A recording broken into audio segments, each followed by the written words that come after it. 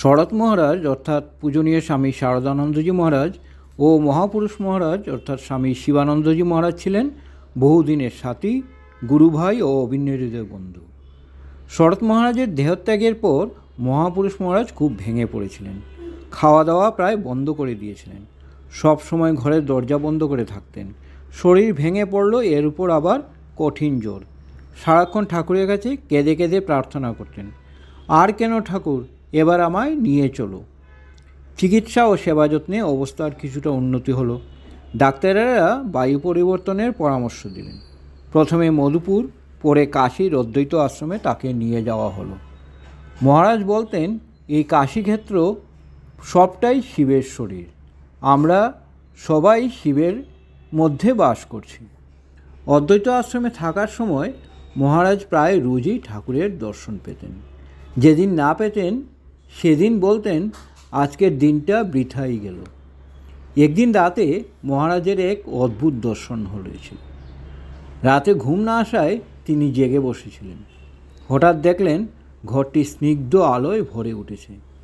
বিছানায় উঠে বসে দেখলেন এক জটাজুটোধারী ত্রিনয়ন জ্যোতির্ময় পুরুষ তাকে আলিঙ্গন করার জন্য এগিয়ে আসছেন।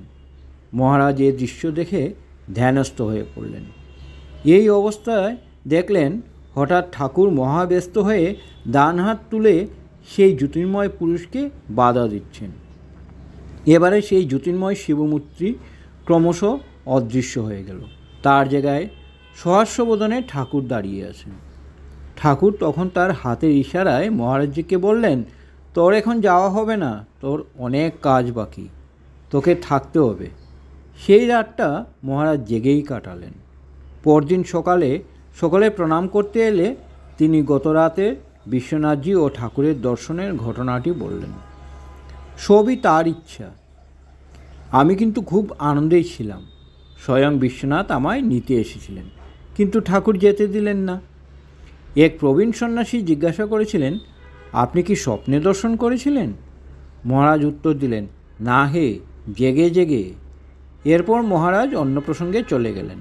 তিনি নিজের দর্শনের কথা খুব একটা বলতেন না। সেদিন মনের আনন্দে কিছু বলেছিলেন।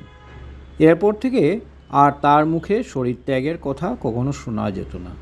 ঠাকুরের ইচ্ছাই নিজের ইচ্ছায় মিলিয়ে দিয়েছিলেন। এই ঘটনার পর ঠাকুরের কাজের জন্য তাকে প্রায় আরও 6 বছর শরীরে থাকতে হয়েছিল।